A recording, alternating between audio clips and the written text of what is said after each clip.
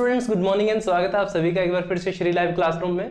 देखिए, आज की क्लास में हम बात करेंगे static GK, general science, physics से हम कुछ क्वेश्चन उठाएंगे, हमेशा की तरह पिक करेंगे और हम फाइंड करेंगे उनका करेक्ट आंसर। और ऑल्सो हम बात करने वाले हैं कि उसके जो बाकी के आंसर गलत है वो गलत क्यों है, और कोई आंसर अगर सही है तो वो सही क्यों है। So without wasting any time, let's get started.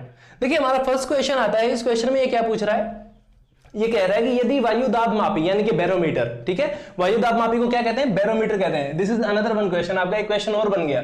क्या बन गया कि जो बैरोमीटर होता है वो किस काम में आता है, वायु दाब को मापने के काम आता है। ठीक है, सो वायु दाब मापी बैरोमीटर की रीडिंग अगर अचानक तेजी से गिरने लग जाए, अचानक तेजी से गिरने लग जाए तो यह संकेत करता है कि मौसम, यानी यह संकेत करता है कि मौसम। देखिए, पहला ऑप्शन क्या दे रहा है कि बहुत अधिक गर्म होगा, ठीक है, बहुत गर्म होगा। ऑप्शन बी में ये कह रहा है कि क्या होगा, अत्यधिक वर्षा वाला होगा। ऑप्शन सी में ये कह रहा है कि शीतलहर वाला होगा। और ऑप्शन डी में ये क्या कह रहा है कि कम से कम 48 घंटे लगातार वर्षा वाला होगा। ठीक है, सो हम फाइंड करते हैं करेक्ट आंसर क्या होगा। देखिए, यहां पे ये सबसे पहले ये क्या बोला कि सबसे पहले बोला कि बैरोमीटर की रीडिंग क्या हो रही है, अचानक तेजी से गिर रही है। क्या गिर रही है, अचानक तेजी से गिर रही है, तेजी से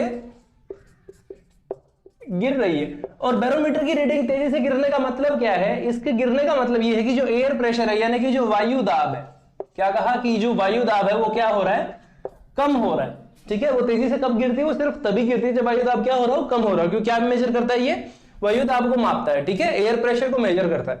अब एयर प्रेशर लो कब होता है, देखिए कब होता है, जनरली क्या होता है कि बारिश के दिनों में क्या होता है कि जो बारिश के दिन होते हैं तो बारिश के दिनों में एयर प्रेशर रिलेटिवली क्या रहता है, लो रहता है थोड़ा सा। ठीक है, कि जब बारिश होने वाली होती है तो उन दिनों एयर प्रेशर क्या होता है, लो होता है। इसको आप कैसे रिलेट कर सकते हैं, देखिए जब बारिश होने वाली होती है तो लिटरली लोगों को थोड़ी सांस लेने में तकलीफ आती है। ठीक है, जो खास करके घर में बीमार लोग हैं या जो छोटे बच्चे होते हैं इनको सफोकेशन होता है हल्का हल्का। ठीक है, रूम के अंदर जब होते हैं तो सफोकेशन होता है, बाहर भी जब जाते हैं तो हल्की हल्की नमी और थोड़ा सा वायु दाब क्या कम होता है, कम फील होता है। ठीक है, तो अगर वायु दाब कम होगा तो कैसा मौसम बनेगा, बारिश का मौसम बनेगा। वायु दाब कम होने पे कैसा मौसम बनेगा, बारिश का मौसम यहाँ पे बनेगा। तो ऑप्शन ए में ये क्या कह रहा है, ऑप्शन ए में कह रहा है कि अत्यधिक गर्म होगा, यानी बहुत गर्म होगा। तो बहुत गर्म तो नहीं होने वाला। ठीक है, कहीं से भी बहुत गर्म नहीं होने वाला। बोल रहा शीतलहर, तो शीतलहर ठंड, ठंड कब आती है, ठंड में वायु दाब का क्या लेना देना है, ठंड से वायु दाब का कोई खास लेना देना नहीं है। तो यहाँ पे ठंड भी नहीं होगी, अत्यधिक शीतलहर भी नहीं होगी। बोल रहा है कि कम से कम 48 घंटे लगातार वर्षा वाला होगा। देखिए, हम ये पहले से प्रेडिक्ट नहीं कर सकते कि बारिश 48 घंटे होगी या 72 घंटे होगी। ठीक है, हम इतना प्रेडिक्ट कर सकते हैं कि बारिश है वो ज्यादा होगी या कम होगी। हम ये नहीं बता सकते कि कितनी देर तक कितनी बारिश होगी। ठीक है, ये पहले से प्रेडिक्ट नहीं कर सकते। तो ऑप्शन डी भी गलत होगा। तो यहाँ पे सही जवाब क्या होगा, ऑप्शन बी। यहाँ पे यानी कैसा मौसम होगा, अत्यधिक वर्षा वाला मौसम होगा। ठीक है, वायु दाब अगर अचानक से गिर जाए, तेजी से अगर गिरना शुरू होता है तो उस केस में क्या होता है कि मौसम कैसा होगा, अत्यधिक वर्षा वाला होगा। ठीक है, तो अब बढ़ते हैं अगले सवाल की तरफ। ओके, सो अब बारी आ जाती है कि नेक्स्ट क्वेश्चन की। तो हमारा नेक्स्ट क्वेश्चन क्या है, देखिए नेक्स्ट क्वेश्चन में ये बोल रहा है कि बॉल को लपकते समय यानी कि कैच करते समय क्रिकेट खिलाड़ी अपना हाथ पीछे कर लेता है। क्यों पीछे कर लेता है, निम्नलिखित में से किस वजह से, किसको कम करने के लिए अपना हाथ पीछे कर लेता है। यानी बॉल को जब वो कैच कर रहा होता है तो इनमें से कौन सा फैक्टर है जिसको कम करने के लिए वो अपना हाथ क्या कर लेता है, पीछे कर लेता है। सबसे पहले फैक्टर में ये बात कर रहा हूं, ऑप्शन ए में ये कह रहा है कि बल। ठीक है, ऑप्शन बी में ये कह रहा है संवेग, और ऑप्शन सी में ये कह रहा है आवेग, और ऑप्शन डी में ये कह रहा है कि कैच करने का समय। ठीक है, इसने 4 ऑप्शन हमें दिए, 4 में से एक ऑप्शन हमारा करेक्ट होने वाला, बाकी 3 गलत होंगे। देखिए, इसने क्या कहा कि बॉल को लपकते समय कोई भी क्रिकेट खिलाड़ी होता है तो नॉर्मली जैसे ही बॉल कैच कर रहे होते हैं तो ऐसे सीधा हाथ को रोक के कैच नहीं करते, वो कैच करके हाथ को क्या ले जाते हैं, थोड़ा पीछे ले जाते हैं। तो यही चीज ये बोल रहा है कि हाथ को नीचे करते टाइम वो किस वजह से उसको नीचे करता है, क्या चीज उसे कम करनी होती है ताकि वो नीचे करे। देखो, सबसे पहले ये क्या बोल रहा है, पहले ऑप्शन में ये बात की इसने, जैसे सबसे पहले देखो उन ऑप्शंस को हटाएंगे जो पूरी तरह से गलत दिखते हैं, दिखने में ही गलत है। जैसे लास्ट वाला ऑप्शन डी क्या कह रहा है कि कैच करने का समय, क्या बोला, कैच करने का समय। ठीक है, देखिए कैच करने का समय जो होता है उससे कोई खास फर्क नहीं पड़ता क्रिकेट में। ठीक है, क्रिकेट खेल रहे हो या कुछ भी आप खेल रहे हो तो वहां पे कैच करने का जो समय होता है उससे कोई ज्यादा खास फर्क नहीं पड़ने वाला। ठीक है, अगर उल्टा अगर आप हाथ को पीछे करेंगे तो कैच का समय बढ़ेगा, कम नहीं होगा। ठीक है, तो ये ऑप्शन जो डी है ये अपने आप बैठे बिठाए गलत हो गया। ठीक है, इनको तो आप सही करोगे ही नहीं। ठीक है, ऊपर वाले 3 हैं, इनमें से भी 2 ऑप्शन तो ऐसे जो बिल्कुल सही लग रहे हैं। ठीक है, एक ऑप्शन तो फिर भी गलत लग रहा है। कौन सा गलत लग रहा है, जैसे इसने कहा बल। ठीक है, यानी कि फोर्स।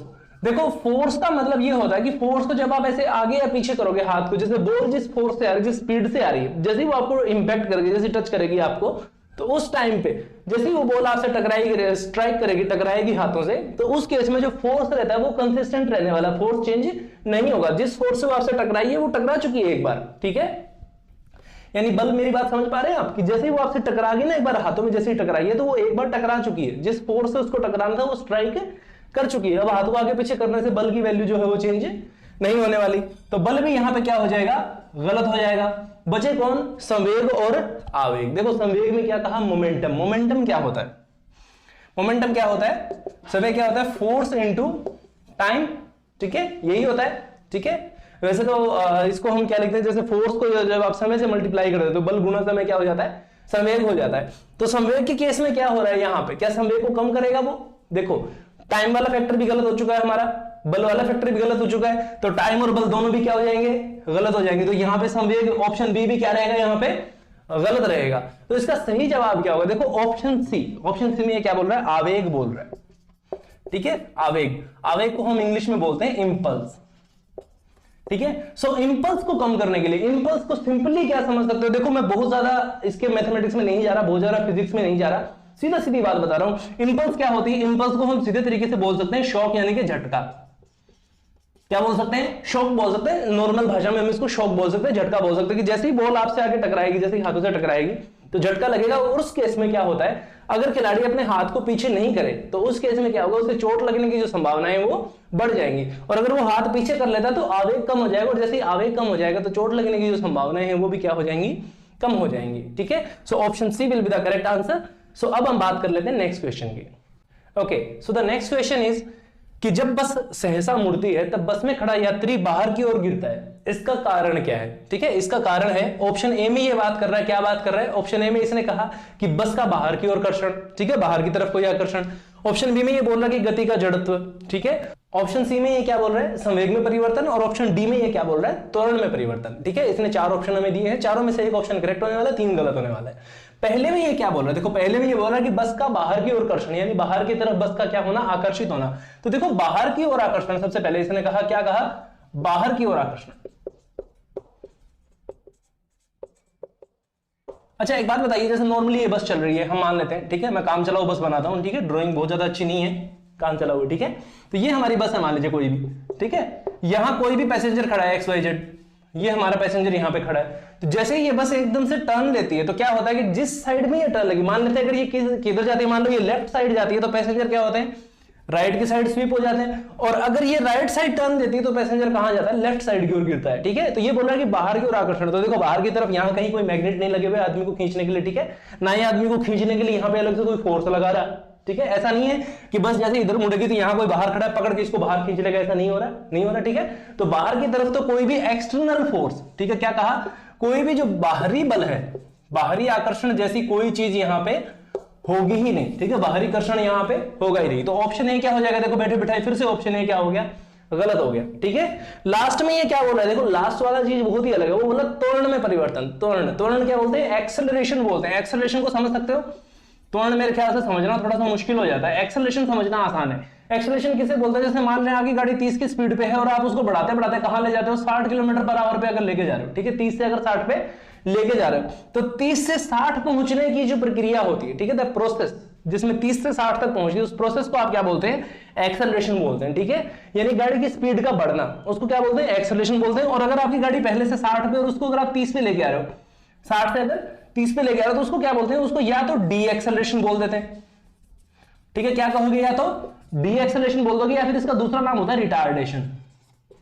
दूसरा नाम क्या होता है, रिटार्डेशन होता है, ठीक है। तो इनसे आपको कोई ज्यादा खास फिजिक्स में घुसने की जरूरत नहीं है, सीधी सीधी बात ये है कि एक्सेलरेशन वाली टर्म जो है, एक्सेलरेशन परिवर्तन, ये टर्म भी क्या हो जाएगी, गलत हो जाएगी। तो ऑप्शन डी भी यहाँ पे क्या हो जाएगा, गलत हो जाएगा। ओके, सो ऑप्शन सी में ये क्या बोल रहा है, संवेग में परिवर्तन, यानी कि मोमेंटम में परिवर्तन, ठीक है। संवेग, संवेग क्या होता है, संवेग होता है कि जब भी कोई चीज चल रही होती है तो मास इनटू वेलोसिटी, ठीक है, मास को किससे मल्टीप्लाई कर देते हो, किसी भी वस्तु के द्रव्यमान को अगर उसकी वेलोसिटी से मल्टीप्लाई करो तो क्या आ जाएगा, संवेग आ जाएगा, ठीक है। तो बस की जब वेलोसिटी जब टर्न कर रही है तो उस टाइम में कह रहे हैं कि वेलोसिटी चेंज होगी, तो उस केस में भी शायद ऐसा हो सकता है, लेकिन संवेग का यहाँ पे कोई खास लेना देना नहीं है, तो ये भी यहाँ पे एग्जिस्ट नहीं करेगा। तो सही आंसर क्या होगा, देखो यहाँ पे ये ऑप्शन सी भी गलत हो गया, तो सही आंसर क्या होगा, यहाँ पे ऑप्शन बी यहाँ पे सही आंसर होगा, जो क्या बोलता है, गति का जड़त्व। जड़त्व का नियम क्या होता है, जड़त्व का नियम ये होता है कि कोई भी जो वस्तु, यानी न्यूटन का अगर आप फर्स्ट नियम अगर आप देखेंगे तो उसमें ये क्या कहता है, न्यूटन का फर्स्ट नियम, गति का पहला नियम, उसमें ये क्या कहता है कि कोई भी वस्तु जिस स्टेट में है, ठीक है, चाहे तो वो मूविंग है या फिर रुकी हुई है, ठीक है, या तो वो विरामावस्था में या फिर वो क्या कर रही है, चल रही है, तो वो अपनी स्टेट में तब तक बने रहना चाहती है जब तक उस पर क्या नहीं लगे, कोई बाहरी बल ना कार्य करे, ठीक है। तो जैसे यहां पे टर्न लेते हैं तो क्या होता है कि आपके जो नीचे के पैरों वाला हिस्सा होता है वो तो रुक जाता है और बाकी ऊपर की जो बॉडी होती है वो नहीं रुकती है। तो जिस साइड टर्न लेते हैं उसके ऑपोजिट में क्या होते हैं, जो पैसेंजर होते हैं वो क्या होते हैं, फॉल करते हैं, मतलब उस साइड वो क्या होते हैं, थोड़ा सा स्वीप हो जाते हैं, ठीक है। तो ऑप्शन बी इसका क्या होगा, सही आंसर होगा गति का जड़त्व। तो अब बढ़ते हैं हमारे नेक्स्ट क्वेश्चन की ओर। Okay, so now it's time for the next question. देखिए नेक्स्ट क्वेश्चन में क्या है, नेक्स्ट क्वेश्चन ऐसे बोल रहा है कि किसी भी एक टावर के टॉप से, उसके शीर्ष से एक किसी भी कण को समसतरीय रूप से फेंका जाता है, ठीक है, गिराया जाता है, और वो इस प्रकार गिरता है कि यहां से जब वो जमीन पे गिरेगा, ठीक है, यहां से मैंने यहां पे बना दिया, मान लेते ये कोई टावर है, ठीक है, तो यहां से किसी कण को फेंका जाता है, यहां से मान लेते उसको थ्रो किया जाता है और वो जमीन पे उतनी ही दूरी पे गिरता है, यहां पे मान लीजिए वो गिरता है यहां पे, तो ये क्या बोल रहा है कि वो जमीन पे उतनी ही दूरी पे गिरता है कि जितनी दूरी पे क्या है, टावर की जो ऊंचाई है जमीन से, मान लेते हैं कि इसकी हाइट क्या मान लेते हैं, हम मान लेते हैं कि h अगर हम हाइट मान लें तो यहां वाला जो डिस्टेंस है वो भी क्या है, यहां पे भी h है, ठीक है, यानी कि दूरी कितनी रहेगी कि जितनी टावर की ऊंचाई है उतनी दूरी पे वो आगे गिरता है, ठीक है। तो ये हमसे सवाल पूछ रहा है कि ये तो इसने केस बता दिया, अब ये क्वेश्चन क्या पूछ रहा है, क्वेश्चन पूछ रहा है कि कण द्वारा तय किया गया पथ निम्नलिखित में से किसका भाग है, ठीक है, यानी इनमें से किस जैसी शेप यहां पे बनेगी। देखो सबसे पहले ऑप्शन में क्या दिया, ऑप्शन ए में इसने कहा वृत्त, ठीक है, ऑप्शन बी में इसने क्या कहा है, ऑप्शन बी में इसने कहा परवलय, ऑप्शन सी में इसने कहा दीर्घवृत्त और ऑप्शन डी में इसने क्या कहा, अति परवलय, ठीक है। सबसे पहले क्या बात की, इसने क्या कहा, वृत्त, वृत्त यानी कि सर्कल, ठीक है। तो अब इस आकृति को ध्यान से देखिए, क्या कहीं कोई सर्कल बन रहा है, यहाँ पे कोई कंप्लीट सर्कल बन रहा है, यहाँ पे सर्कल कुछ ऐसा, क्या यहाँ पे ऐसा कुछ बन रहा है, कंप्लीट नहीं बन रहा है, ठीक है। तो ऑप्शन ए यहाँ पे क्या हो गया, गलत हो गया, ठीक है, यानी सर्कल नहीं बनेगा। लास्ट में ये क्या बोल रहा है, देखो लास्ट में ऑप्शन डी में क्या बोला, अति परवलय बोला, ठीक है, जो आपको सही लग रहा है ना पहले उनको गलत करते हैं। क्या बोला, ऑप्शन डी में क्या बोला, अति परवलय, अति परवलय को इंग्लिश में बोल देते हैं हम लोग हाइपरबोला, क्या बोल देते हैं, हाइपरबोला। और हाइपरबोला कैसे बनता है, देखो हाइपरबोला में दो पैराबोला होते हैं, ठीक है, अति परवलय में क्या होते हैं, दो परवलय होते हैं। कैसे होते हैं, जैसे मान लीजिए जैसे एक हमारे पास में ये पैराबोला है तो एक और अगर यहां पे आ जाएगा, ठीक है, ये तो पैराबोला, अगर एक और हमें इतना और चाहिए तब जाके क्या बनता है, हाइपरबोला बनता है, ठीक है। तो यहाँ पे दो केस, यहाँ पे ऐसा कुछ बन रहा है तो हाइपरबोला भी यहाँ पे नहीं बन रहा है, तो यहाँ पे जो ऑप्शन डी है वो भी क्या हो जाएगा, यहाँ पे अति परवलय भी क्या हो जाएगा, गलत हो जाएगा। ऑप्शन सी में क्या बोल रहा है, दीर्घवृत्त बोल रहा है, दीर्घवृत्त। दीर्घवृत्त कैसी शेप होती है, इलिप्टिकल शेप होती है, इलिप्स बोलते हैं इंग्लिश में, क्या बोलते हैं, इलिप्स बोलते हैं। तो क्या ऐसी कुछ शेप बन रही है अंडे जैसी, ठीक है, इलिप्स का मतलब होता है अंडे जैसी शेप बनती है ऐसे गोल, तो क्या अंडे जैसी बन रही है यहाँ पे, यानी दो साइड तो चौड़ी होंगी एक साइड पतली होंगी, क्या ऐसा यहाँ पे कुछ बन रहा है, यहाँ पे ऐसा भी कुछ नहीं बन रहा है, तो ऑप्शन सी भी यहाँ पे क्या हो जाएगा, गलत हो जाएगा। तो जो बच गया वो सही है, यानी सही कौन है यहाँ पे, कि परवलय बनेगा। परवलय कैसे सही कहा सर आपने, देखो परवलय में क्या होता है कि नॉर्मली क्या बताते हैं हम लोग कि ये जो हाइपरबोला बन रहा था यहाँ पे, ये क्या बनता है, दो के कॉम्बिनेशन से बनता है, ठीक है। तो इसको आप क्या मान लेते हैं कि अगर हमारा लोअर पैराबोला बनता है, ठीक है, क्या बोला, जो लोअर पैराबोला बनेगा किस तरह से बनेगा, कुछ इस तरह की शेप बनेगी उसकी, ठीक है। तो क्या हमारे पास में ऐसी कोई शेप बन रही है, यहाँ पे देखिए ये शेप हमारे पास में बन रही है, क्या हमारे पास में ये शेप बन रही है, बिल्कुल हमारे पास में ये शेप बन रही है। तो कैसा होगा इसका जो आंसर होगा, कैसा होगा, कैसी आकृति बनाएगा, ये परवलय बनाएगा, यानी ऑप्शन बी क्या होगा इसके लिए करेक्ट आंसर होगा, ठीक है। तो बढ़ते हैं अगले सवाल की तरफ।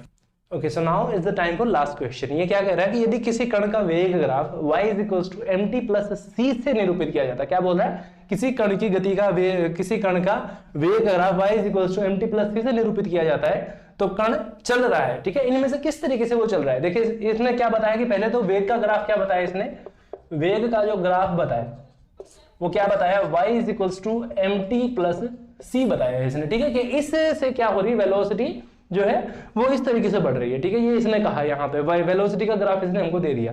तो ये बोल रहा है कि कण चल रहा है, मतलब कण किस तरीके से चल रहा है। देखिए सबसे पहले ये क्या बोल रहा है कि एक समान चाल से चल रहा है। सो ऑप्शन ए में क्या बोला कि एक समान चाल के साथ चल रहा है, ऑप्शन बी में क्या बोला कि एक समान वेग के साथ चल रहा है, ऑप्शन सी में कह रहा है कि एक समान त्वरण के साथ चल रहा है, और ऑप्शन डी में ये क्या कह रहा है कि परिवर्ती त्वरण के साथ चल रहा है, ठीक है। यानी ऑप्शन ए में क्या बोला कि एक समान चाल, यानी कि स्पीड क्या होगी, एक जैसी होगी। देखो सबसे पहले ये ग्राफ किसका दिया हुआ है, यहां से अगर इस ग्राफ को अगर मैं कंपेयर करूं y = mx + c, तो ये किसका ग्राफ है, किससे कंपेयर हो रहा है, कैसा ग्राफ है ये जाहिर सी बात है किसका ग्राफ है, ये लीनियर ग्राफ है। कैसा ग्राफ है, लीनियर ग्राफ, यानी कैसा बनेगा, रेखीय ग्राफ बनेगा, ठीक है। और है किसका, वेग का है, और वेग का ग्राफ किसके साथ में बनता है, टाइम के साथ में बनता है। किसके साथ में बनता है, टाइम के साथ में, ठीक है।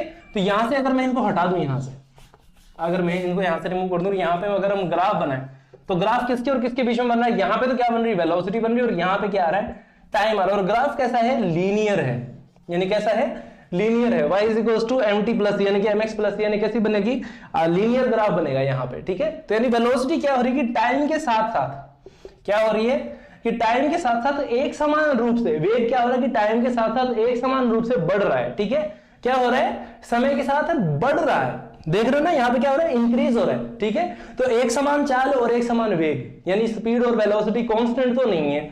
जैसे जैसे टाइम बढ़ रहा है वैसे वैसे वेलोसिटी क्या हो रही है, बढ़ती जा रही है। तो दूसरा ऑप्शन में क्या कह रहा है कि एक समान वेग के साथ, और पहले ऑप्शन में क्या कर रहा है, एक समान चाल के साथ में। तो ये दोनों ऑप्शन क्या हो जाएंगे, गलत हो जाएंगे, ठीक है, कि इन दोनों से नहीं चलेगा। और जब वेलोसिटी क्या हो रही है, कॉन्स्टेंटली बढ़ रही है, ठीक है, क्या हो रही है, सेम स्पीड से बढ़ रही है, ठीक है। तो सेम बढ़ने का मतलब क्या होता है कि जो त्वरण है, क्या चीज है, त्वरण, यानी कि आपका जो एक्सेलरेशन है वो क्या हो जाएगा, कांस्टेंट हो जाएगा। कि नहीं, एक्सेलरेशन क्या है, कांस्टेंट है, यानी क्या हो रहा है, किस सतत है, एक समान है। एक्सेलरेशन क्या है, एक समान, त्वरण कैसा है, एक समान है। तो परिवर्ती त्वरण भी गलत हो जाएगा। तो सही आंसर क्या होगा यहाँ पे कि त्वरण क्या है, एक समान त्वरण, यानी जो कण की जो चाल है वो किस तरह से होगी, कण की गति किस तरीके से होगी, एक समान त्वरण के साथ होगी, ठीक है। तो ये इसका क्या होगा, करेक्ट आंसर होगा, और बाकी तीनों क्या हो जाएंगे, इसके गलत जवाब हो जाएंगे, ठीक है। तो ये थे हमारे आज के क्वेश्चन। आई होप आपको सारे क्वेश्चन समझ आए होंगे, सारे कंसेप्ट जो हमने आपको समझाने की कोशिश की है। आई होप आपको वो चीजें और भी अच्छे से समझ आ रही होंगी। बट इवन देन अगर किसी भी टॉपिक में या किसी भी स्पेशल ग्राफिक्स से रिलेटेड किसी चीज से रिलेटेड अगर आपको कोई भी डाउट है या फिर आपका कोई सजेशन है, कोई सुझाव है, then you can comment us और also you can mail us. So you can join our Telegram channel, Facebook page and YouTube channel also. So thank you very much for being last till session. Last तक बने रहने के लिए आपका बहुत बहुत धन्यवाद। ऐसे ही हर रोज कुछ नए और नए तरीके से सीखने के लिए बने रहिए लाइव के साथ में।